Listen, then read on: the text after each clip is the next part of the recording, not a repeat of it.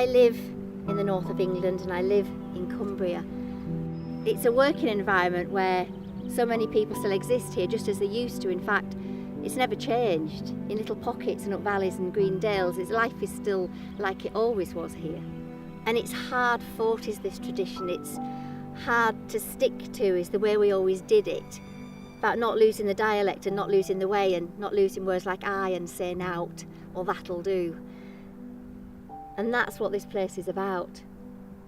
That's what the mountains are about. It's this centuries of shepherding them, caring for them, loving them and enjoying them. And sometimes it might seem that when you live up here you haven't got time for it, but you have.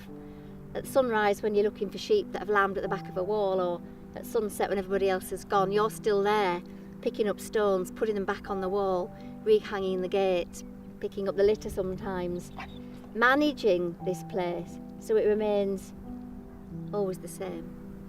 The Lake District is still honest, like so few places are, and so are the people. It's time spent and traditions. It's just a wonderful place to visit and to live. And I can see why so many have returned time and time again. And you don't have to live here or be born here to feel it. It draws, I think, thousands every year. And the draw of the mountains in particular. And I think the people as well.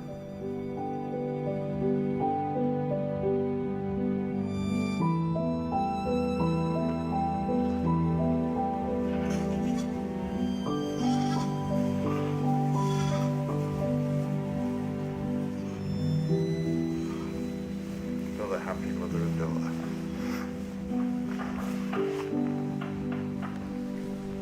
These are twins that were born yesterday, and we've sprayed iodine on the umbilical cord for infection, and then we check to see whether they're male or female. So if you like, this is the nursery before they're going on to primary school out in the field.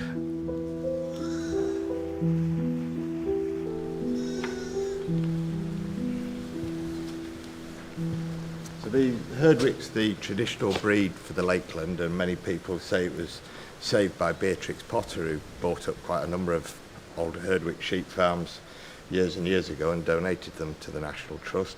But it is the traditional Lakeland breed. It's been around for probably at least 1,000 years, and I'm told Herdwick is Old Norse for meaning sheep pasture.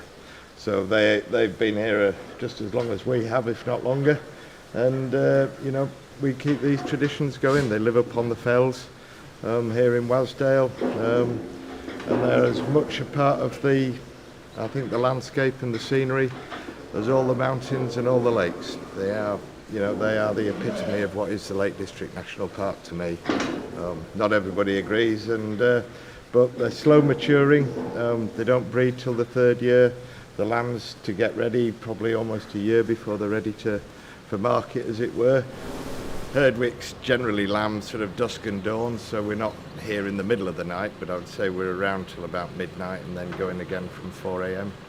So yeah, it's with a little baby as well, it keeps me awake most of the hours.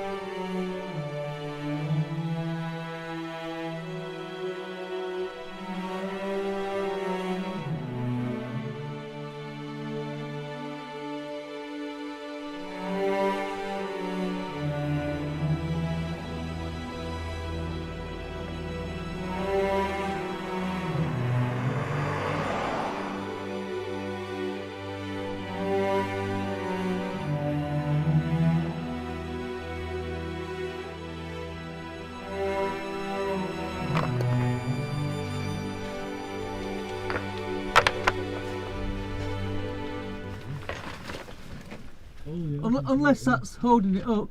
Oh, there's some litter there, Rob, as well. You like your wombling.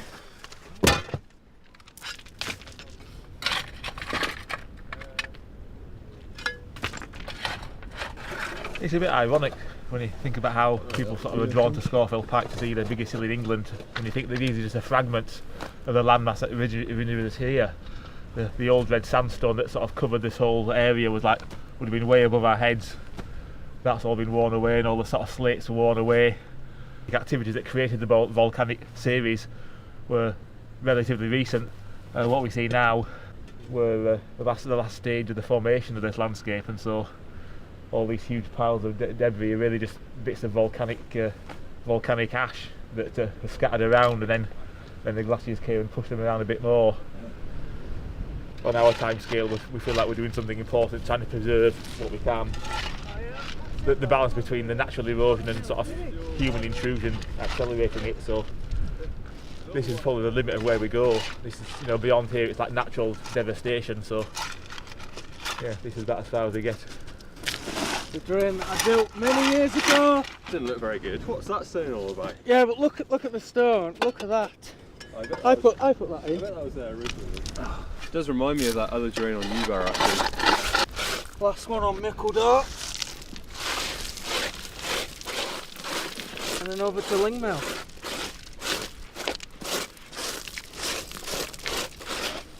Oh, it's a fine drain. It's a fine drain. Look at that. What a face. Eh? Nearly as good as this face.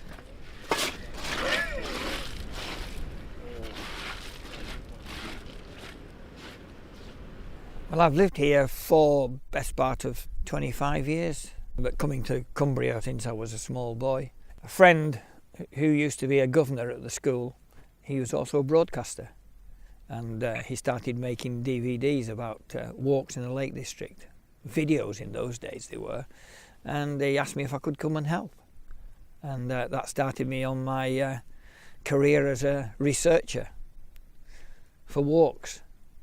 I mean, what could be better than being sent out to go and find a good walk and a few stories and being paid for it?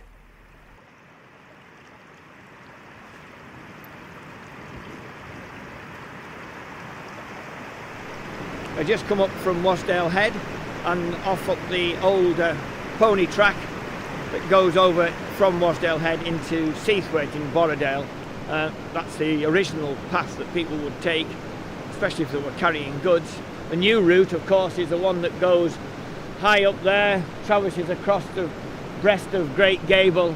It's a boring, tedious route, but this is far more exciting because you come to things like this, the Emerald Pool. Fabulous little pool, always has a green sheen to it. Doesn't matter what the weather's like, it even looks inviting on a cold day. Two streams running into it, natural little hollow, perfect. But we're just going a little further on, cross the stream and head off climbing steeply up towards Scafell Pike, my favourite route up this mountain.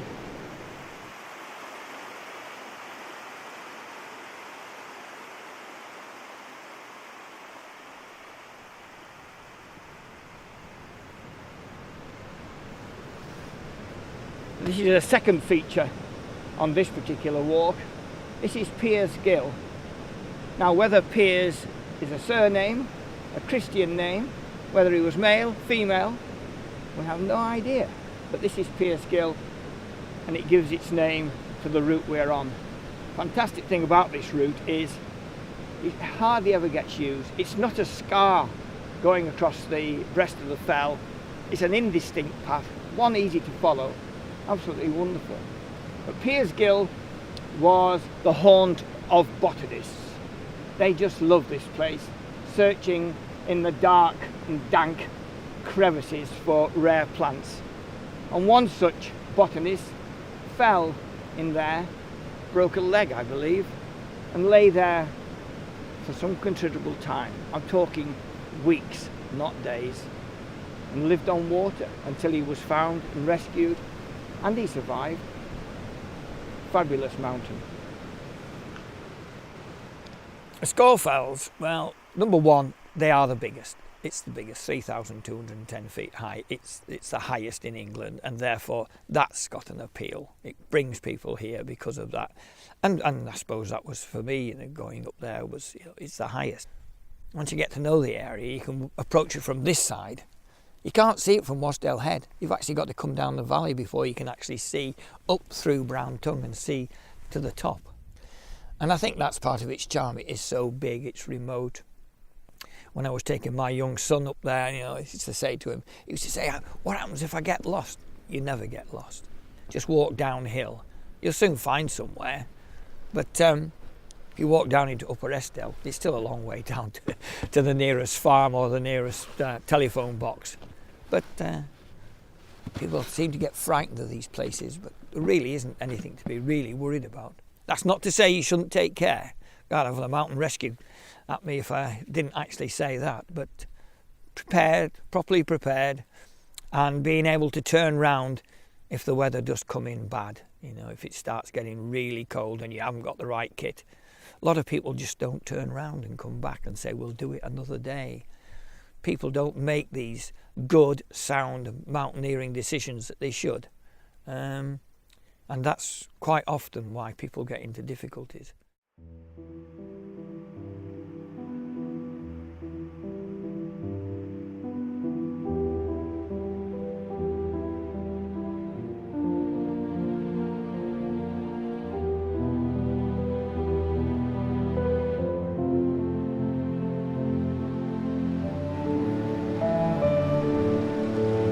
Well, that's the end of the Piers Gill route.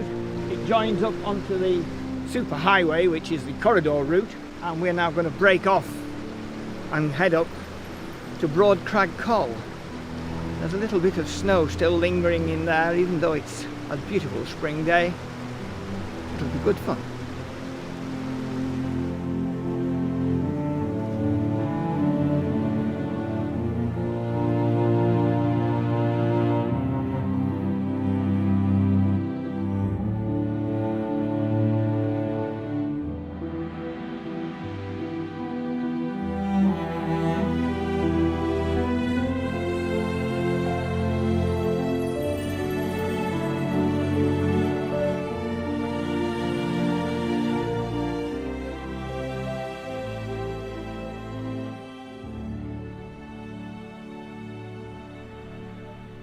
Well, made it to the top, and once again I'm not alone. I've never been up here when I've been on my own. There's always somebody else up here. They say some in the region of 250,000 people get up here every year. We don't need many more to make that number now. But the view from here is absolutely splendid. Scafell across the way there, just this huge barrier of rock, just almost says, go away, you can't get up here. And then there's a great panorama right round all my favourite local Wasdale Fells, Seatallen, Buckbarrow, Middlefell, Ewbarrow. The Summit Cairn, which is massive and has got steps so you can get onto the top of it and hold many, many people. And it's probably the biggest in Lake District. Also is a memorial to all the men of the Lake District who fell during the First World War. It was given to the nation by Lord Leconfield.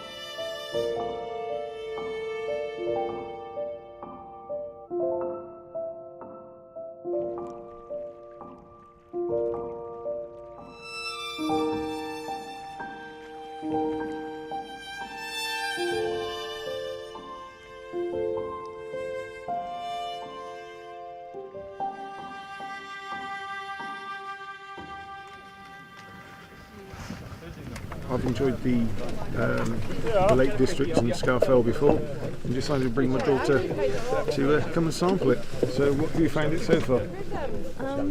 It's been alright. Haven't really liked the wind, but it was good anyway. It's beautiful. You can see absolutely miles. We were told we could see Scotland, Wales, Ireland from up here. We can see about 30 yards.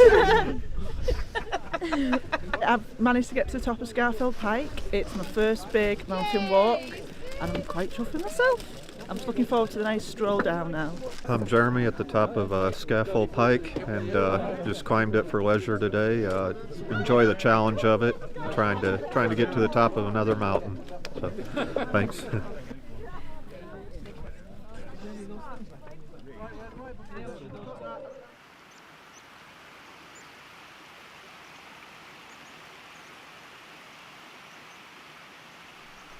Well, the Lake District's always been very special to me.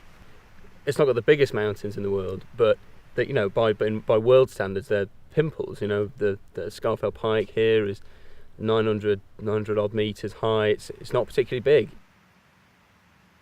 The Three Peaks Challenge is an interesting one from the BMC's point of view. One of those sort of famous challenges involve walking in the UK, doing Ben Nevis, Scafell Pike, and Snowdon in 24 hours. It's obviously a very popular challenge to do, but it does have a dark side with litter. Litter can be an issue. You know, people just sort of dropping what they've eaten on the side of the mountain. Last year, a volunteer found an octopus on top of Scafell Pike. You know, so either you've got a very determined octopus, or somebody brought it up and for some reason decided they'd discard it on the top of Scafell Pike.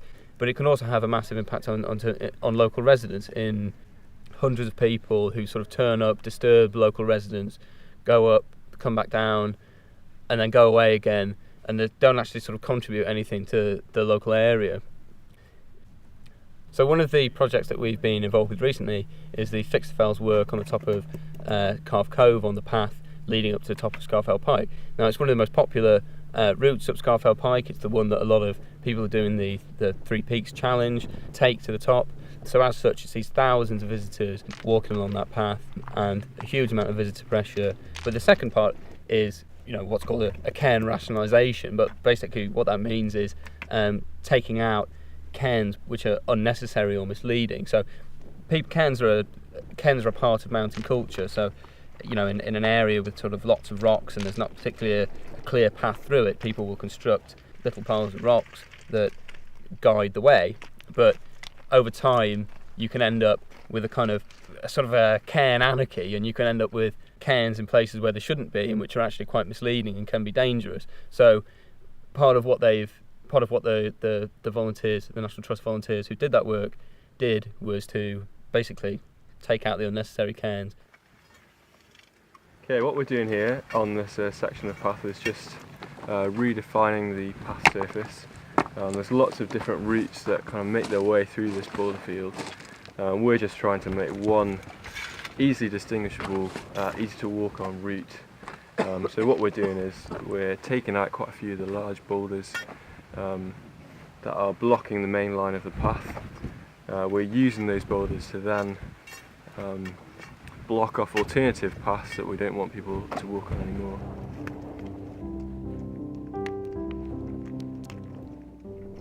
So we've just been in the Clag most of the day. It's been, you know, fairly unremarkable, but we've just basically come out of all the murk and mist and emerged to this completely different world where we're above the cloud now. You know, it's the kind of thing you see when you come into the mountains, and it's very hard to describe how amazing it feels to be up here. You know, it probably doesn't do it justice in pictures really. When you see moments like this, you realise that that was worth it, and that's what the BMC's work is all about. It's about making sure that we always have the right to be in places like this, and that we preserve the qualities of the mountain environment that make it so special to us.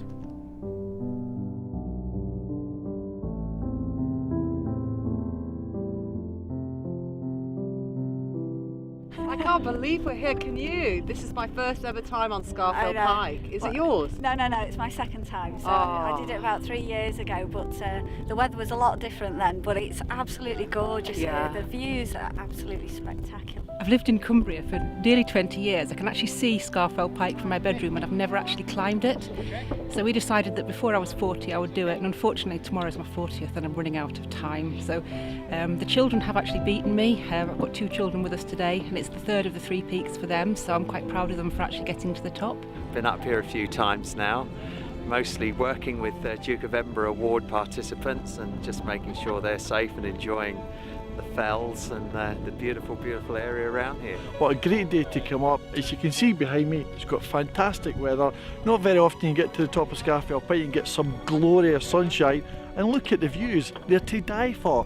Why would you ever need to go abroad when you've got views like this?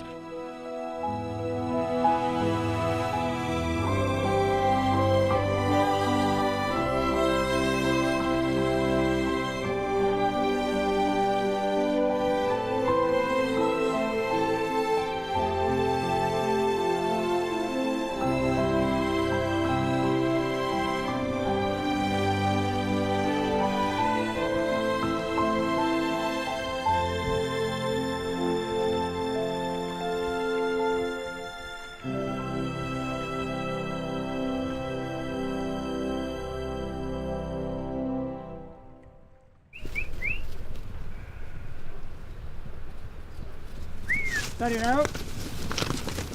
Collect it, spider. Come on. Come on. They like me wanting here, I don't know why. Good spider, come on. There's plenty of grass where they were, but... Hey! I'm Josh Neller. I've lived in this valley now for nearly 78 years. I was born at Wasdale Head at a place called Middle Row. I took up fell running around about 1960. There was a mountain trial at Wasdale Head, and at that time I'd never really done any mountain running. I'd been injured. I had no running shoes or anything. I just got my knife and cut the legs off my trousers and went in my big work boots. And I tell you what, it was absolute magic. It was one of the greatest things I think I've ever done. You know, when you're running well and this sort of thing, it's absolute great, because I know when I did the 72 peaks over 2,000 feet, it was one of those days when you just went out and enjoyed the whole experience. And it just seemed like a dream, as though you would never ever do it in 24 hours. And going on to Scafell Fell in 47 minutes, it was something. It wasn't set up or anything like that. And I had my friend with us, John Sutherland, and I said, just time us and I'll have a run up Pike. I said, I've come, I might as well do it. And I went up by the river. I didn't go up Brown Tongue, I went up Little Brown Tongue. And I seemed to change up about 3 gears. I just legged it right out, and I took a direct line to the end of Pike's Crags, and I sprinted across to there. I touched the cane and I set off back down, and I was legging it down there pretty fast. And the helicopter come, and the old commanding officer said to the film man who was taking the film of the 3 peaks for them, he said, "Hell's bells, I've never seen anything like that in my life." He said, "It's like a bloody mountain goat going." He said, "Just film that bloke down to the bottom." Anyways, I got down to the bottom and I said to John, I said, "How long's that took?" And he said, 47 minutes. And I never thought another thing about it for years after. It was just something special.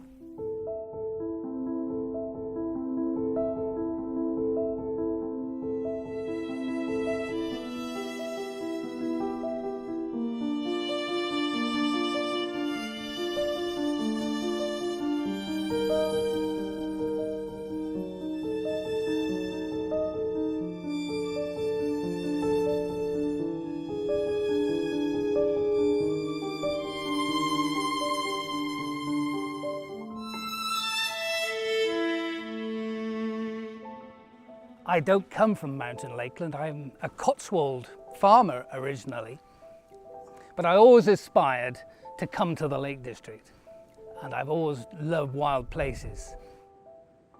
In my early 20s, I got to know Alfred Wainwright, and that was a huge transition in my life.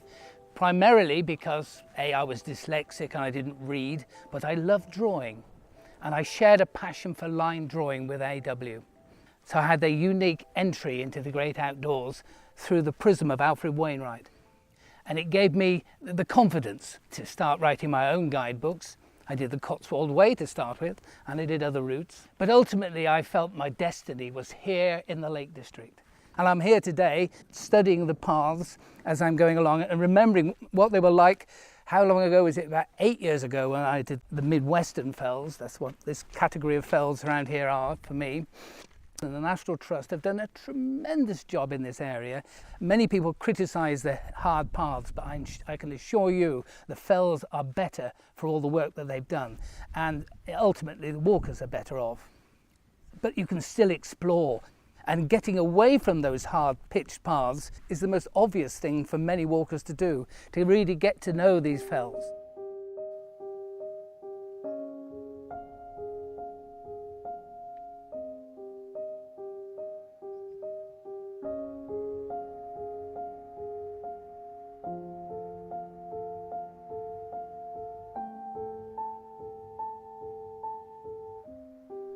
Well, I'm standing on the westernmost point of Easteriggs Crag on Esk Pike.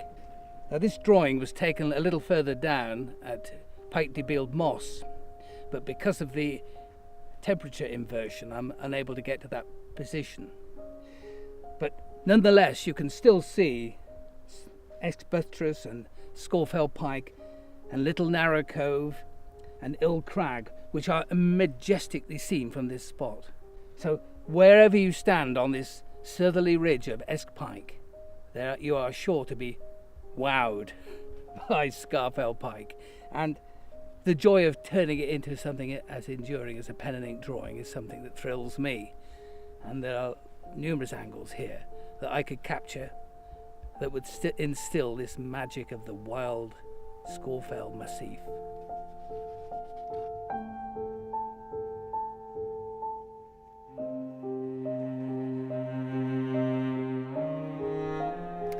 Well, these mountains have a special emotional attachment to me.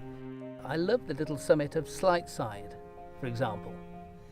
And I got great pleasure in scrambling up Campspout Crag. Seldom climbed, it seemed, by the average walker, but it gets you up onto Long Green and you look across the coombe towards Ill Crag. My very special place is Pen above Esk Buttress, where you're very intimate with Little Narrow Cove, which spills great crags and scree in a way that you can't comprehend from any other aspect. And I really loved being on Ill Crag itself, because again you're looking down on Pen and down into the Little Narrow Cove and up and across to Scafell Pike itself. And this is always very special, and that when you can find these little places, so you can find the little combes like Fox's Tarn and the greater coombe that runs round towards Campspout Crag, and then Little Narrow Cove itself, which is an amazing valley that rises raw and craggy right up to Broad Crag Col, seldom climbed. And you get to that point and there's a procession of happy souls, all thinking that they're on the only path that's worthy of being on, and yet you know different when you're there.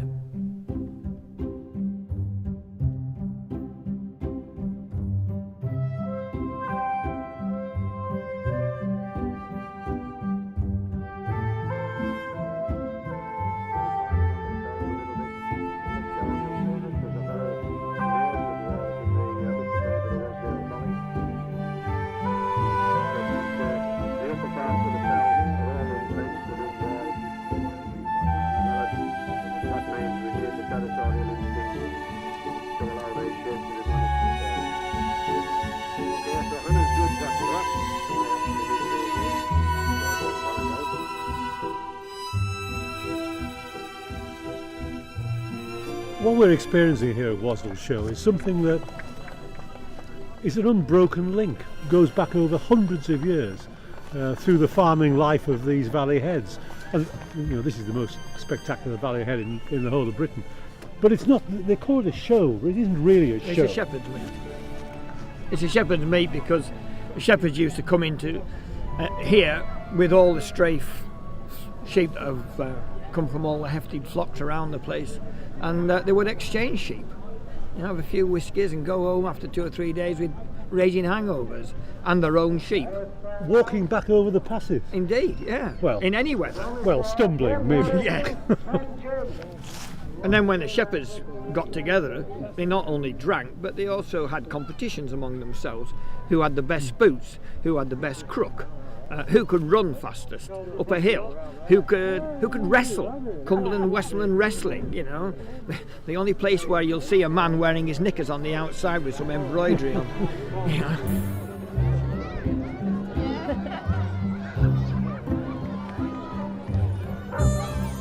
You can hold the spoon with 2 hands if you want. Well, we're mostly here to like bring sheep to like boost business when we're selling them. For like last Saturday there was a Cockermouth tup sales that we sold tups at, and one made 3,000, and that's beat us here today with our own sheep. So one of our own beat us. So you get a kind of a mixture of tups. You get the hard coated, which have been at fell all year, and you get like a bit smoother, which haven't been to the fell as often. Like round here you'll get the rough coated and down the lowlands you'll get all smooth and soft coated that's not really that good. This show is always very well patronised by the Herdwick sheep breeders, and this morning you'll see the best sheep probably anywhere in the Lake District as far as Herdwick go. It's been a good summer, good back end, and you'll never ever see them any fitter than what they are today. You know, it's a credit to the flock masters that brought them. There's a lot of good legged sheep, got a good coloured sheep, but a lot of these sheep are no longer fell sheep. They've become spoiled.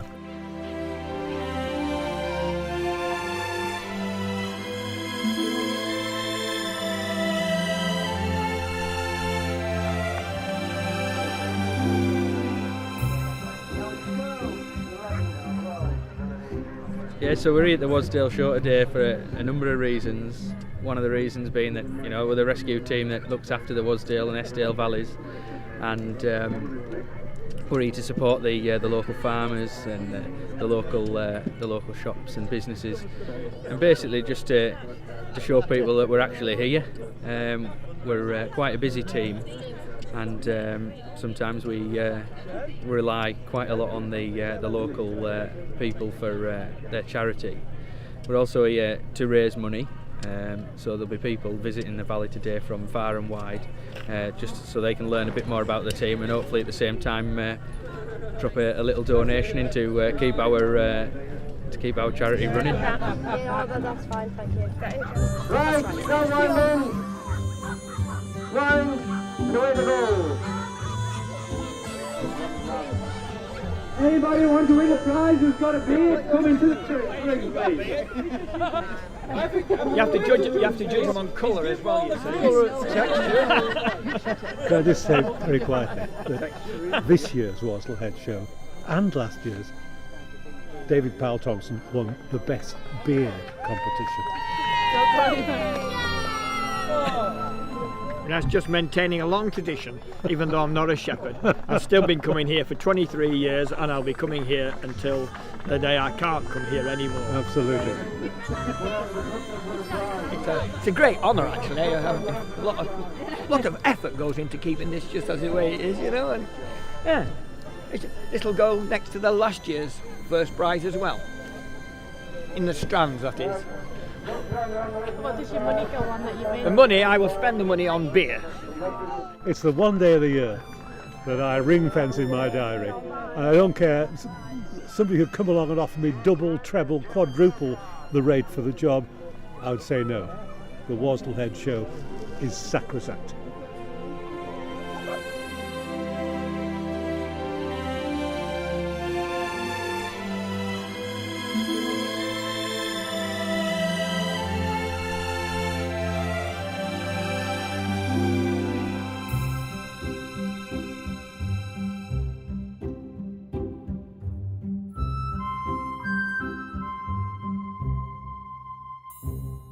First came to the Lake District about 31, 32 years ago, and it's always meant so much to my wife and I. We'd gone to the other side, to Brotherswater, and 2 or 3 days in we were going down Wordsworth Cottage, and wife didn't feel too well. And we went to the guide and said, you know, I'm not really sorry, but you know, don't want to interrupt everything, but my wife doesn't feel too good. So she said, oh dear, dear, go into the garden, but whatever you do, please don't be sick on the daffodils. And it's something that's always resonated with us for the simple reason that we realised then that Irene was pregnant with our first son David. And the Lake District since that particular point has become incredibly poignant to us. I particularly love Waswater. There is something about this specific location that just hits you here. And when you look at Scafell Pike, it isn't this huge dominant arête that stands out amongst everything else, but it has a majesty to it. You see the two sides of the Pike and Scafell, and it's almost like a king and queen sat there looking down upon everything. And it fits in beautifully. It's dominant without being over-dominant. But the beauty of that particular fell is that there is so much to it, so many facets. And I think that gets missed sometimes. You see some of the sunrises and the sunsets here, they're just absolutely staggering. I mean, you get this incredible pink and orange light, which is just surreal. And I thought I'd try something out, something I'd never done before, and went completely against the grain, brought the iPod with me, settled myself down here about 5:30 one morning. And just as the sun was beginning to rise over the back of Gable, I put on this piece of music that meant so much to me. The feeling that was engendered, wow, it's just something that you can't replicate because you only have this sort of 10 or 15 minute window of sunrise sunsets. I took out the earbuds and just listened. And I think I was probably the only person on this water. And the feeling of specialty was just unbelievable. Ravens were going overhead then. You could hear the herdwicks. Staggering. Just staggering.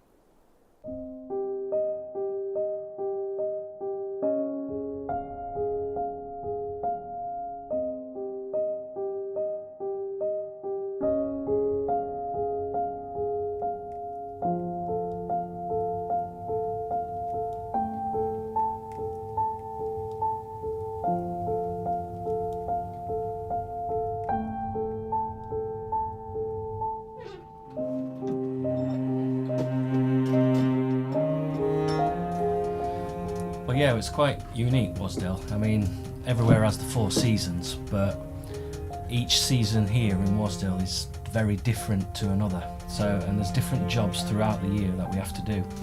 We're currently in autumn, and yeah, it's a little bit frosty this morning, a bit chilly, hence why I'm inside just having a bit of a warm-up after work. But yeah, the process at the moment is basically the breeding for next year. So whether that's the goats or the herdwicks that we have, we've got to plan for next year, and a lot of work goes into getting the tups ready and the billies ready. We need to make sure that they're fighting fit and strong, so that beforehand they all get extra feed and build up their strength, so that when they go out to the girls, because of the amount of work that they have to do, they lose a lot of weight, they put a lot of energy into their work that they do. So they lose a lot of condition throughout the breeding time.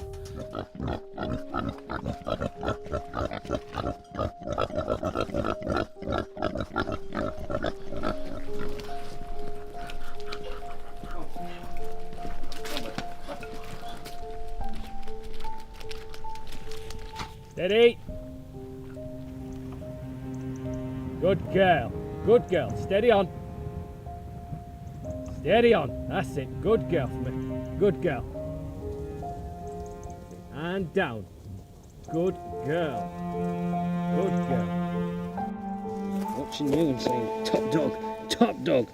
That's where it'll be. Good girl. But yeah, the herdwicks come down from the fells.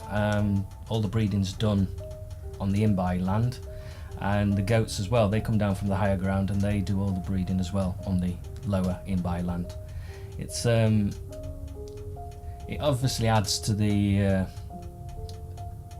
diversity of the work from being either up on the higher ground and then the animals being on the lower pasture ground. It's for the herdwicks themselves, they're not overly keen on being on low, flat, square fields. By the time their breeding season's out the way, they're telling you they want to go. They're knocking the walls down, they're clambering over fences. You can tell when it's time for the Herdwicks to go back to the fells.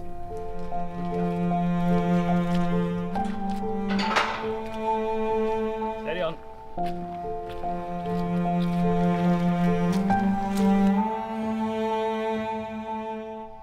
The Herdwick sheep's an important breed of sheep for this part of the Lake District. It is the figurehead of the Lake District. It's what makes the Lake District looks like it does.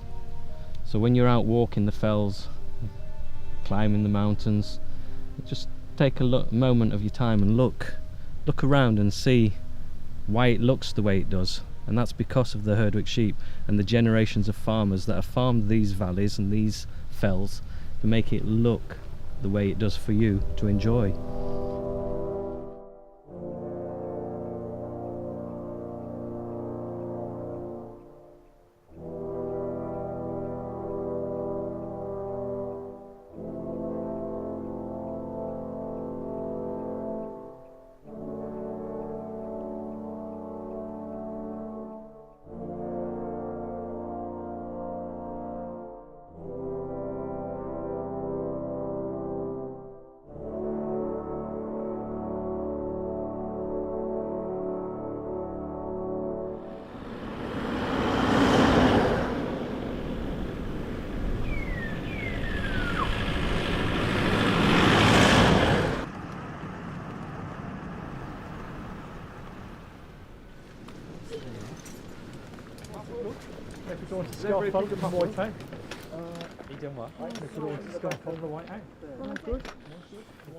The Wasdale Mountain Rescue Team are based in Gosforth, which covers the valleys of Eskdale and Wasdale.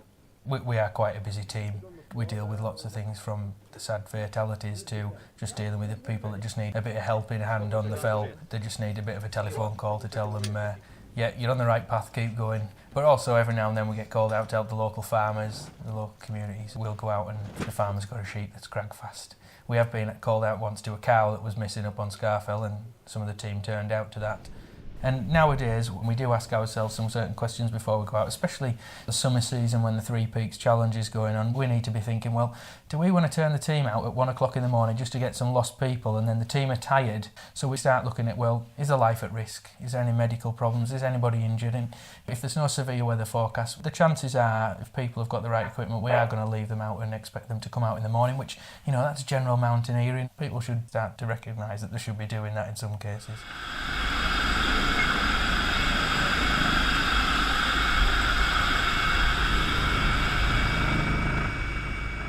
And I think it's important for people to remember that we are a voluntary organisation when they make that call, and we are coming from work, we may be coming from dinner, or we may be taking our wives out for a nice meal, and it never goes down very well. So people need to remember that sometimes, that we are volunteers and we come out of our own goodwill to do this job. So just sit yourself there. So do you recall losing consciousness at all? So Scafell Pike usually attracts most of our attention, England's highest mountain and all, and we get all sorts of rescues up there. So, you know, we get the odd turned ankle. There was one recently where we had a turned ankle. The husband thought it was just a simple twist, and we actually got up there and it was quite a nasty fracture dislocation. We get really serious ones. The serious ones on Scafell Pike tend to be around Broadstand sort of area. People venture onto Broadstand, they slip on the rock, and unfortunately usually fatality. But winter approaches, you know, people tend to be going out without crampons and ice axe, and it does tend to attract a few more incidents, twisted ankles. But we do get the odd serious one where, you know, people have taken considerable falls from the top of Lord's Rake path, for example. We had a devastating fatality just on the Lord's Rake path last year. I think it was the December sort of time. He took a fall and he come down the front of Red Gill area. It was, you know, it was quite a sad time for the family. Yeah, it was in a bad way.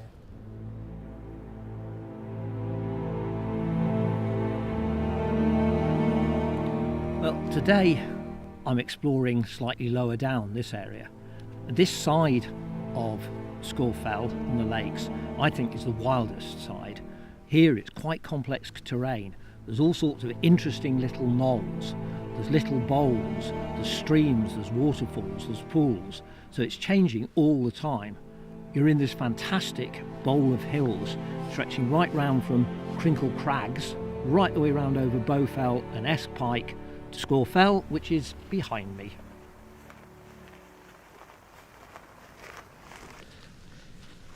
Well, I've been exploring around these crags, and it's really quite interesting what you find and what you see.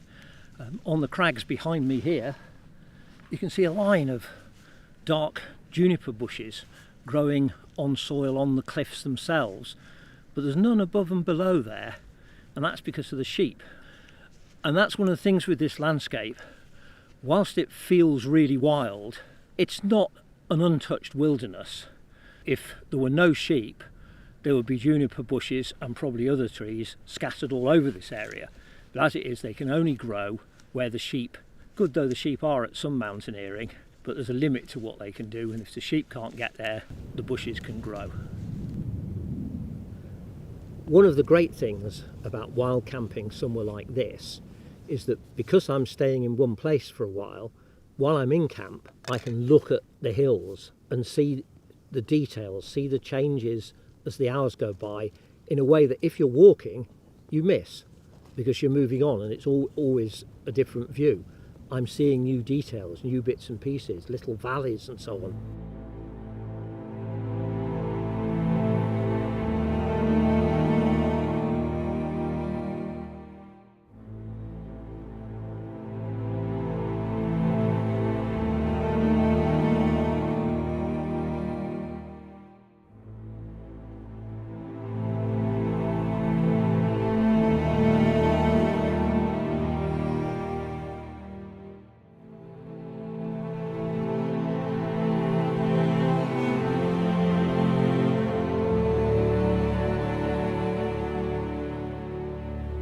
One of the great things about being here at night is that you can see the whole sky. There's no night pollution at all. There's no glow on the horizon from even a house, let alone a town. So when the stars are out, everything is absolutely clear and sharp. At the moment, as I say, there's the moon, there's some stars, there's drifting clouds, but it's all natural, it's all what's up in the sky. It's not affected by town lights.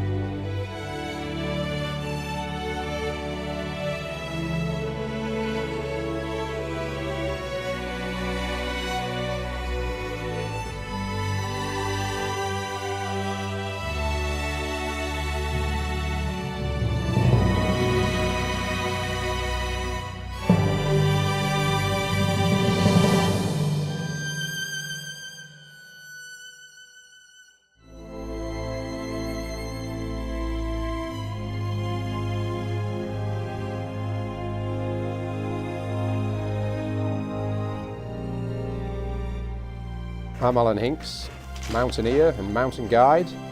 I've climbed all over the world, but I love climbing in Britain. It's an absolutely brilliant place to rock climb and winter climb. You can see the black streaks where icicles form, and then behind me is the main cliff with all famous climbs on, like Bottrell Slab, Central Buttress, Moss Gill, Steep Gill, Deep Gill. You can see the whole full 9 yards. Fantastic. One of the best cliffs in the British Isles. In fact, one of the best cliffs in the world. It's just sheer quality from bottom to top. And you can have a fantastic experience. You can have a whole day out on the Scarfells. You know, I mean, usually you need a whole day to get something done. A long day in winter, you'll set off pre-dawn and come back in the dark with a head torch. This is Mickledore, which is between Scafell and Scafell Pike, and it's a rocky col that separates Wasdale from Eskdale. And I came up here as a teenager, one of my first big fell walks I ever did, and I stayed in Blacksail Youth Hostel, and then I came over here to Mickledore intending to get up Scafell Pike, and I got socked in the mist, in the clag, in the cloud, and so I managed to get up here, and then I bivouacked here in the cloud, bivouacked in the mist, in the thick mist next to this rescue box. I actually thought it was going to be a hut, so I spent a night here alone in the mist, and then afterwards I carried on up to the top of Scafell Pike. But this place is absolutely rich in climbing and walking heritage. You've got Broad Stand here, which leads up to the top of Scafell, but that's not to be attempted by hill walkers. In fact, a lot of climbers can't even do Broad Stand. It's never been done by Wainwright, although I think it was possibly the first climb ever done or ever recorded by Samuel Taylor Coleridge. The Scafells definitely feed my passion for the hills and the mountains, whether it be rock climbing in summer on the fantastic cliffs or winter mountaineering, snow and ice climbing. They've just got everything you need. Sometimes it's frustrating because the weather can be very, very inclement, very bad, and then you can't get out and do anything. So it's pleasure. You could almost say it's pleasure and pain on the Scafells, and certainly a test of your stamina and resilience and determination. They're as testing as any mountain, albeit you only need to go out for a day really on the Scafells and get back for a decent pint and a meal, unless you get benighted or unless you decide to go and camp. Fat Man's Agony, here we go.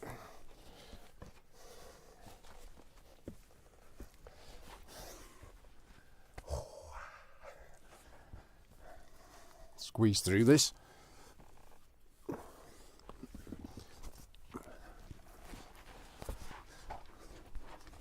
Hope I don't get my arm stuck, so I've got to bite it off to escape.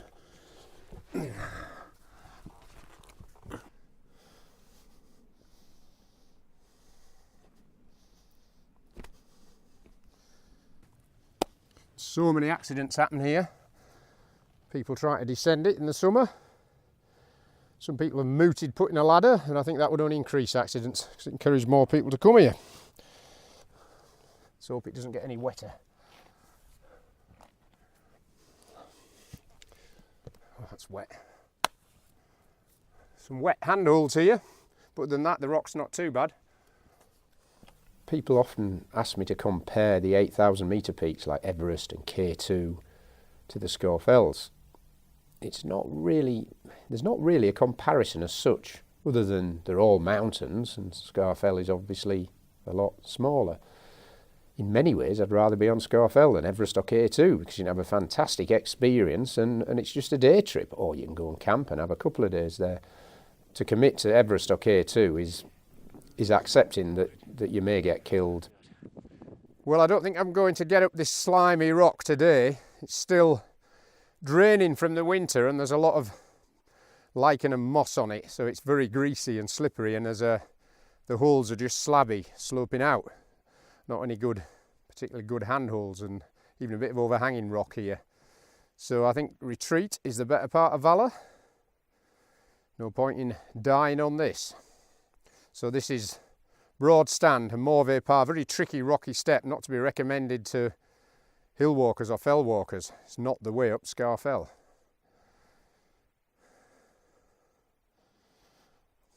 Or it's not an easy way up Scafell anyway. In summer, if you're a rock climber, it may be possible. But it's very tricky, and a slip has generally very serious or fatal consequences here. So I'd better get down. I'm not laughing. I'd better get down. I'll tell you what, don't you know the rescue team? Could they get to the top and lower me a rope, do you think? The Wasdale rescue team. Wasdale rescue team, yeah, that'd be embarrassing. Just nip round to the top and lower me a rope. I'll get down. I hope. In winter the whole area can change. It sort of has, in a way, a sort of menacing friendliness. I mean, the whole area seems friendly to me. It's like an old mate. I love going back to Scafell. You could be going up in a blizzard, you know, fighting against the teeth of a gale. Or if you're lucky, it can be fantastic blue skies and crisp, perfect snow and ice. Like any mountains, though, the Scafell shouldn't be underestimated. In fact, I often point out to people I've been avalanched on Great End. And people can't believe it. They say, what, you've been avalanched in the Lake District? And yeah, I escaped by the skin of my teeth. It was me who set the avalanche off at the top of a climb on Great End. I'd soloed without ropes up a sort of grade 4 route through grade 3, 4. Somehow I managed to crab crawl and swim out of the avalanche and got away. Whenever I'm mountaineering, rock climbing or ice climbing or even just fell walking, I feel in my element. That's when I feel alive. And the Scafells, I'm as alive as anywhere. It's just feels like you're on one of the best mountains in the world, really. I mean, there's fantastic other peaks in the lakes and all over Britain, but for me, I just got to be out in the fells, and then that's it.